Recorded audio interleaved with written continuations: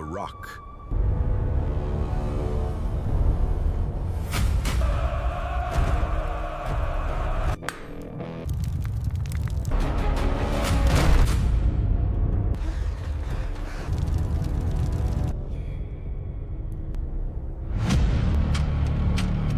Before the first war, before the first empire, before the first king ever raised a sword, there was a meeting.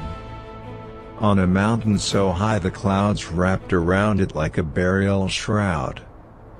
200 figures, standing at the summit, not moving, not speaking, just watching the world below and deciding its fate.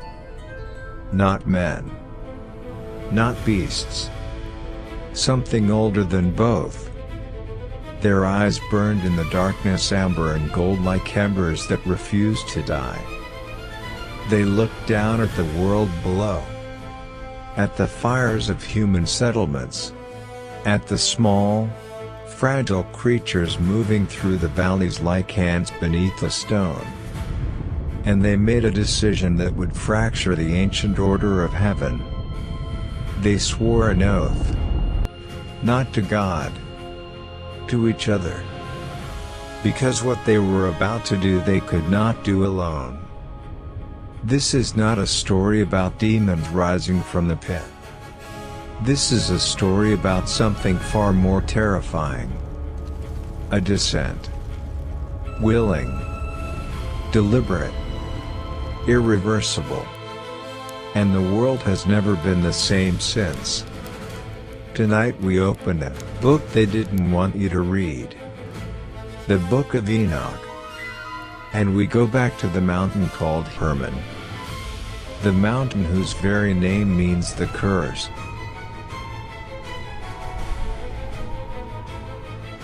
For the earliest followers of the faith, this story was not mythology. It was history. The Book of Enoch was read, copied, and revered by the communities that gave birth to early Christianity. Fragments of it were found among the Dead Sea Scrolls, buried in caves near Qumran, preserved by hands that knew this text mattered. The writer of Jude, in the New Testament, quoted it directly, word for word. These were not fringe believers. These were the architects of the early faith. So what changed? By the 4th century, a theological shift was underway. Powerful voices within the church began to push back against the story of the Watchers. The idea that divine beings, celestial, holy, set apart, could be seduced by physical desire felt theologically dangerous to them. It raised uncomfortable questions about the nature of heaven, about the limits of divine beings, about what exactly was watching over humanity. And no one felt those questions more acutely than one man. His name was Augustine. Augustine of Hippo. He was brilliant, obsessive, a former sinner who had spent years trying to understand the architecture of evil, where it came from, why it persisted, what it meant about the nature of God. And the story of the Watchers disturbed him deeply. Not because he thought it was false, because of what it implied if it were true. If holy beings created in proximity to God Himself could fall because of desire, then what did that say about desire itself? About the body? About the physical world? Augustine had spent his early life consumed by physical desire. He knew what it felt like from the inside. And he had concluded with absolute conviction that the flesh was the enemy of the spirit. So when he read the story of the Watchers, he saw a theological trap. a story that made divine beings victims of the same appetite he had fought his entire life. He couldn't accept it. So he proposed a different reading. He argued that the sons of God in Genesis were not angels at all. They were simply the righteous descendants of Seth, ordinary men who had fallen into sin by marrying the wicked daughters of Cain. No supernatural beings. No forbidden knowledge. No cosmic catastrophe. Just human weakness. Familiar. Manageable. Safe. This interpretation, known as the Sethite view, gradually became the dominant framework in Western Christianity. And as it rose, the Book of Enoch fell. It was pushed to the margins. Deemed too speculative. Too mythological. Too dangerous. By the time the Western biblical canon was formally solidified, Enoch had been quietly set aside. Not banned with fire and fury. Just forgotten. Deprioritized. Buried under centuries of institutional preference. One man's discomfort. One theological argument. And an entire book disappeared from the conversation for over 1,000 years. There is one more thing worth understanding about how the Book of Enoch disappeared. It did not disappear all at once. It faded. Generation by generation. Council by council.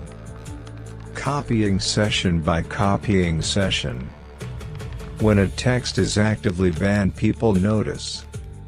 They hide copies. They resist. They preserve. But when a text is simply not copied, not cited, not referenced in sermons or letters, it vanishes without anyone ever deciding to destroy it. That is a more sophisticated form of erasure. And it is the form that worked on the Book of Enoch in the Western Church. Not prohibition. Neglect. The most effective way to make something disappear is not to attack it. It is to stop looking at it. To stop talking about it. To let the silence grow until the text is so unfamiliar that when someone does encounter it, they assume it must be fringe. Must be unreliable. Must have been excluded for good reason. The exclusion becomes its own justification. And the question, why was this removed, becomes too uncomfortable to ask out loud. Because asking that question requires acknowledging that the people who shaped the canon were people. With fears. With agendas. With discomforts they could not fully articulate. Augustine of Hippo was one of the greatest theological minds in history. He was also a man who had spent decades trying to make peace with his own body. And he found that peace in part by deciding that certain stories should not be told. This is not a condemnation of Augustine. It is an acknowledgement of something deeply human. The stories we suppress are often the stories that disturb us most personally. And the stories that disturb us most personally are usually the ones we most need to hear. But here is what they couldn't erase half a world away. In the highlands of Ethiopia, the ancient church never let it go. The Ethiopian Orthodox Tewahedo Church still reads the Book of Enoch as sacred scripture today. They kept it. They copied it. They preserved what the West chose to forget. And that is precisely why no one had ever given them a reason to be afraid of it. Which means the question was never, is this text real? The question is, why did some choose not to look at it? Now we go to the text itself. Chapter 6 of the Book of Enoch. The language is spare, almost clinical, like a legal document recording a crime. And it came to pass when the children of men had multiplied that in those days were born unto them beautiful and comely daughters. And the angels, the children of the heaven, saw and lusted after them. 200 of them. 200 beings called the watchers looked down from their stations and felt something that beings of their kind were never supposed to feel. Longing. Desire. The pull of the physical world. Their leader was named Semyaza. And Semyaza knew exactly what he wanted to do. He also knew exactly what it would cost. This is the detail that separates the Book of Enoch from every simple myth. Semyaza was not reckless. He was afraid. Not of the consequences themselves. He was afraid of being the only one who fell. He understood that what he was proposing was a transgression of cosmic proportions. A line that, once crossed, could never be uncrossed. A door that would seal shut behind them the moment they stepped through. And if he stepped through alone, the guilt would be his alone to carry. So he gathered the 200. And he made them swear. Come, let us all swear an oath, and all bind ourselves by mutual imprecations not to abandon this plan but to do this thing. Read that again slowly. He bound them to each other with a curse. If any one of them abandoned the plan, the others would curse him. If any one of them went back to heaven, they would all condemn him. The oath was the trap. Not a trap set by God. A trap they built for themselves. With their own words. On their own mountain. They descended on Mount Hermon. 200 figures. Stepping out of the sky. Landing on stone. The text records their names. All of them. Semj. Arkba. RML. Kabul. Meal. Ramil. DNL. ZQL. Barj. Asl. Armors. Petrol. Nml. Zakl. Samspl. Satarl. Trail. JMJL. Cyril.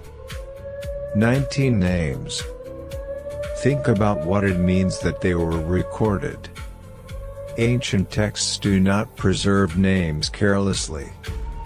Every name inscribed on stone or parchment was a deliberate act. A decision that this being, this choice, this moment mattered enough to remember. These were not nameless forces of darkness. They were individuals. Each one had stood in that circle on the summit of Hermon. Each one had heard the oath spoken into the cold mountain air. Each one had a single moment, one breath, one heartbeat where they could have stepped back. Could have said, "I will not swear this." Could have turned and walked away from the edge. And every single one of them chose not to. 19 leaders. 200 beings. One collective decision that none of them could unmake alone. The names were recorded because the text understood something we often forget: catastrophe is not anonymous. It is made of individual choices. Individual faces. Individual names. History remembers them not to honor them. but to remind us that every catastrophe had a moment when it could have been stopped. And someone chose not to stop it. Now consider the world they descended into. These were not primitive people cowering in caves. By the time the Watchers arrived, human civilization was already complex, already building, already developing language, agriculture, trade. They had fire. They had tools. They had stories. What they did not have was the knowledge the Watchers carried. And the moment that knowledge entered the world, everything accelerated. Not gradually. All at once. Consider what the world looked like the morning after the oath was sworn. The sun still rose. The rivers still moved. Children still played at the edges of settlements. Nothing had visibly changed. And yet everything had changed. Because the Watchers were already walking among humanity. And humanity did not run. That is perhaps the most unsettling detail in the entire Book of Enoch. The text describes no mass panic. No fleeing. No desperate prayers for deliverance. Instead, people came closer. They watched. They traded. They negotiated. And they accepted what was offered. Because the gifts were real. The metal in the blade was real. The stars charted more accurately. The crops grew differently when you knew the right seasons. In one generation, human warfare transformed completely. What had taken thousands of years to develop was handed over in a single teaching session. And the people who received it did not ask where it came from. They asked what else they could learn.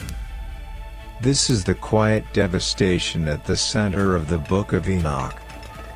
Not that evil was imposed on an innocent world, but that an ordinary world chose acceleration over understanding.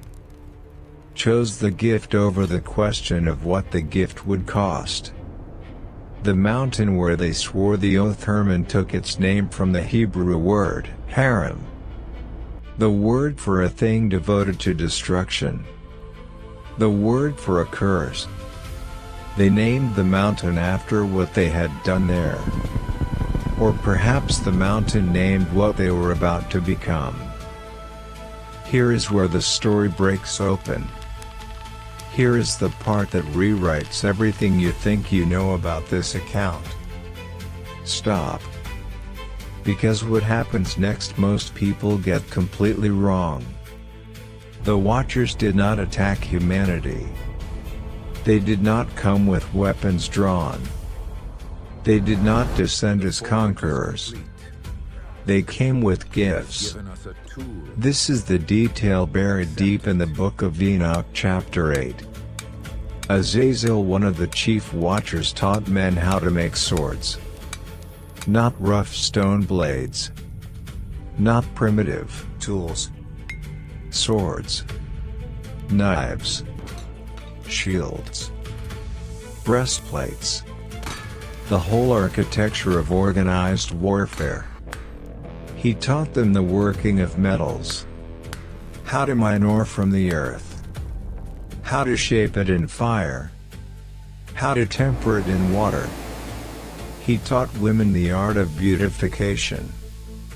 The use of antimony, the ancient eye powder that still lines the eyes of women across the Middle East today. The art of ornamentation. Of bangles and bracelets and rings. The use of roots and pigments to alter the face. Other watchers taught astronomy. The reading of the stars. The movements of the moon. The knowledge of clouds, signs, and seasons. Enchantments and the resolving of enchantments. Astrology, divination, the hidden arts. The Book of Enoch is deeply disturbed by all of this. It frames the transfer of knowledge as the original sin of the Watchers, not the taking of wives. The teaching, and there arose much godlessness, and they committed fornication, and they were led astray, and became corrupt in all their ways. But the Book of Enoch saves its most devastating verdict for one name alone. Not Samyaza. Not the 200. One name. Azazel. The text does not distribute the blame evenly. It concentrates it. The whole earth has been corrupted through the works that were taught by Azazel, to whom ascribe all sin. Read that again. All sin. Not some of it. Not most of it. All of it. Azazel did not lead the descent. He did not organize the oath. He did not command the 200. He taught. That was enough. The Book of Enoch makes a distinction that most modern readers completely miss. The desire of the Watchers was the ignition. But the knowledge Azazel transferred was the fuel. And fuel, not the spark, determines how large the fire becomes. One being. One decision to teach. And the entire corruption of the ancient world is laid at his feet. Not because he was the most powerful, but because he gave power to those who were not ready for it. That is the weight the Book of Enoch places on the act of teaching. That is why the transfer of knowledge, not war, not conquest, not violence, is the original sin of the Watchers. But here is the devastating irony: humanity accepted the gifts. Eagerly. Willingly. The Watchers did not have to conquer anyone. They offered technology. And human beings opened the door themselves. The daughters who were given to the Watchers, the text does not describe them as captives. It describes a transaction. A deal. Families offering their daughters in exchange for proximity to power, to knowledge, to the beings who knew secrets the world had never seen. The corruption was not imposed from outside. It was invited in. And the children born from these unions, the Nephilim, were giants. Not metaphorical giants. The text is specific. Enormous. Powerful beyond anything the human world had produced. And they consumed everything. The food of men ran out. The Nephilim turned on the animals. When the animals ran out, they turned on each other. And finally on the humans who had welcomed their fathers in. The same families who had offered their daughters. The same communities who had reached out for the gifts. They were the first ones consumed. There is no cruelty more precise than that. You opened the door. And the thing you let in destroyed you first. The earth cried out. Literally. The Book of Enoch records the voices of the dying rising up to heaven, and now, behold, the souls of those who have died are crying and making their suit to the gates of heaven, and their lamentations have ascended. Picture that for a moment. A world so broken, so saturated with violence and hunger and despair that the sound of its dying reached through the barrier between earth and heaven. Not one voice. Not 100. Millions. Rising. Refusing to be silent. The angels who had remained faithful heard it. Uriel. Michael. Raphael. Gabriel. They stood at the threshold and listened to what the world had become. And then they brought the cry before God. The silence that followed must have been the loudest thing in heaven. And the judgment that followed was absolute. Now we step back from the ancient text. And we ask the question the Book of Enoch was always asking. What does this mean for us? Because the Book of Enoch is not interested in simply recording history. Every chapter, every name, every detail is building toward a warning. And the warning is this: knowledge, divorced from wisdom, is a weapon pointed at yourself. The Watchers gave humanity metallurgy. Within a generation, humanity was using it to slaughter each other. The Watchers gave humanity the knowledge of beautification, ornamentation, the arts of attraction. The text frames this as one of the deepest corruptions, the redirection of human attention from the sacred toward the purely physical. The Watchers gave humanity astronomy, astrology, the reading of hidden signs. And humanity used it to seek power over others rather than understanding of creation. Every gift, every piece of knowledge, was neutral in itself. But delivered to beings who had not developed the moral framework to hold it became catastrophic. Think about the children who were given access to weapons before they understood consequences. Think about communities handed tools of power before they built the structures of accountability. Think about entire civilizations accelerated past their own ethical development by contact with forces they did not fully understand. We have done this before. Exactly this. In 1945, a group of the most brilliant minds in human history gathered in the New Mexico desert. They had cracked the secret of the atom. They knew what they were building. Several of them tried to stop it. They couldn't. Because too many had already sworn the oath. The Manhattan Project was a hermit pact written in physics equations. 200 scientists. One covenant. One detonation that changed everything. And when the first bomb detonated over the desert, the lead scientist whispered words from an ancient Hindu text. "Now I am become death, the destroyer of worlds." He knew. They all knew. And they could not stop. Because the oath had already been sworn. But it didn't end in 1945. The pattern continued. In the 1970s, a small group of biologists cracked a different code. They learned how to cut and splice the fundamental instructions of living organisms. Recombinant DNA. Genetic engineering. They held a conference, the Asilomar Conference, specifically to ask, should we do this? They debated for days. And then, because the knowledge was already there, already shared, already sworn to by too many, they voted to proceed.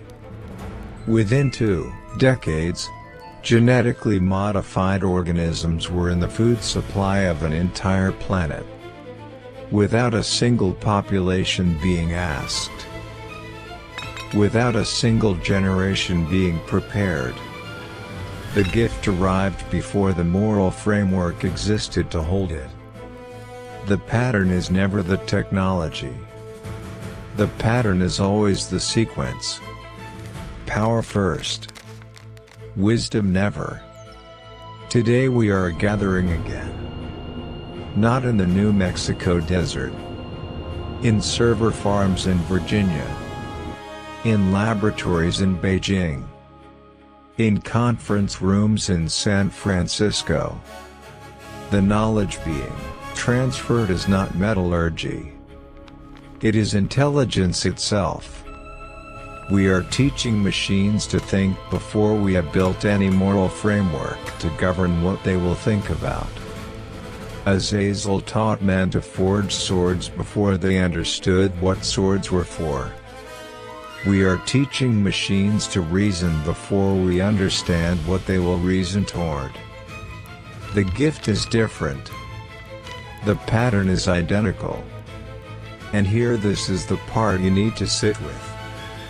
Because the Book of Enoch does not place the ultimate blame on the Watchers. It places it on Azazel, the teacher. Not the one who desired. The one who transferred. Which means in our version of this story the Azazel is not some shadowy force. The Azazel is the researcher who publishes the breakthrough without asking what it will be used for. The Azazel is the engineer who builds the system because the system can be built. The Azazel is the investor who funds the technology because the returns are real and the consequences are someone else's problem. We are all, in some way, Azazel. We have all benefited from knowledge that arrived before its wisdom did. We carry swords we did not forge and do not fully understand. But here is what the Book of Enoch understood, that we are still refusing to accept. The problem is not the knowledge itself. The problem is the gap. The gap between capability and wisdom. The gap between what we can do and what we understand about what we are doing. Every catastrophe in the Book of Enoch lives in that gap. The Watchers could teach metallurgy. Humanity could not yet hold metallurgy safely. The Watchers could teach astrology. Humanity immediately weaponized it. The Watchers could father giants. The world could not contain what those giants became. The gap. Always the gap. And the terrifying thing is that the gap does not close by itself. It does not close just because time passes. It does not close just because the technology becomes familiar. The gap closes only through the hard, slow, unglamorous work of building wisdom alongside capability. One matched step at a time. The Watchers never did that work. They handed humanity the advanced result without the developmental journey that would have prepared humanity to hold it. And we right now are doing exactly the same thing. The Book of Enoch is describing a pattern. Not a unique event. A pattern. Semyaza and the Watchers did not destroy humanity through force. They destroyed it through acceleration. They fast-forwarded human civilization past the point where it could handle what it had been given. And the Nephilim, those enormous, consuming, unstoppable children of the Union, were simply the physical manifestation of what happens when unchecked power meets unlimited appetite. They consumed everything because they had been given everything without limit. Without law. Without consequence. Until the consequence arrived all at once. And it was total. This is the second layer of the story that even most serious readers miss. Semyaza did not fall because he desired something forbidden. He fell because he was unwilling to bear the weight of that desire alone. He built a covenant of mutual destruction to distribute his guilt across 200 beings. He made his transgression survivable by making it collective. And in doing so he guaranteed it would happen. The individual conscience, when it is overridden by collective oath, is the oldest mechanism of moral collapse. We see it in institutions, in corporations, in governments, in movements. I cannot be held responsible, we all agreed. That sentence, that exact sentence, is the Hermon Pact. Mount Hermon still stands on the border of modern Syria, Lebanon, and Israel. You can visit it, covered in snow, watched by military observation posts from 3 different nations. A mountain at the intersection of borders, still contested, still watched. The name has never changed. Hermon. The curse. The Book of Enoch ends the story of the Watchers with judgment. Azazel is bound hand and foot and buried in darkness in the desert of Dudael, his face covered, his voice silenced, waiting for the day of final judgment. Semyaza and the other leaders are bound beneath the hills of the earth for 70 generations. Their children the Nephilim are destroyed. But their spirits, the text says, linger. Evil spirits have proceeded from their bodies. They are the disembodied, the hungry, the formless forces that still move through the world, still looking for something to fill them.